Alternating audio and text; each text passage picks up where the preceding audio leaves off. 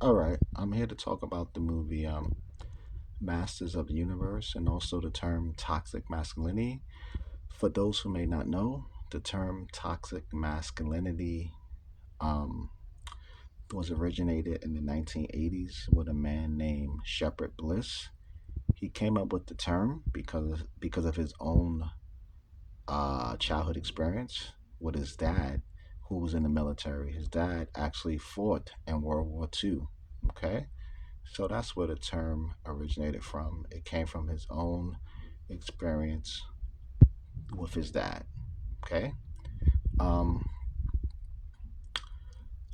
Look, I don't believe a person is toxic because they are a man. I don't believe a person is toxic because she's a woman. I think that's silly. I think that true toxicity, it starts at home, like everything else, right? It starts with your environment, with your upbringing, with your ideals, with your ideology, with your spiritual belief, right? With your mentality.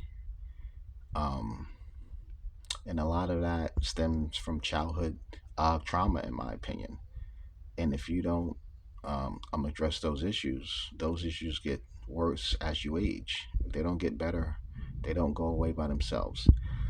And if you are an adult, and if you find yourself with a toxic person, you need to extricate yourself as quickly as possible, in my opinion.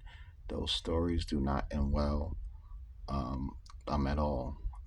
As an adult, I think it's your job to extricate as much negative energy from your life as possible. Life is hard enough, okay? Life is hard enough without adding extra baggage that you do not need, okay? So now I'm going to talk about the movie Masters of the Universe. I remember watching this cartoon as a boy, and I didn't think Skeletor was toxic at all. I thought he was a cool villain, and I thought that He Man was the so called good guy.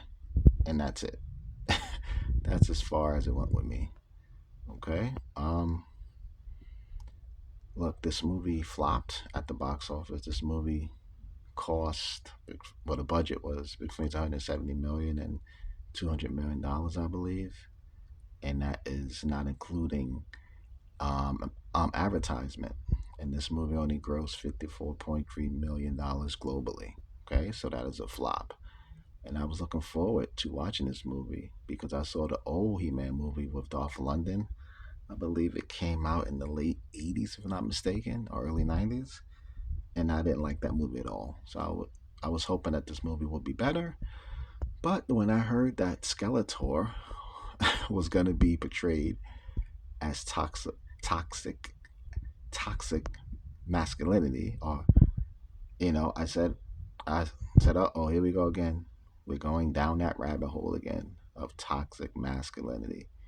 And it just doesn't work when it comes to movies. You cannot demonize the same demographic of people that you want to come and support your project or support your work, right?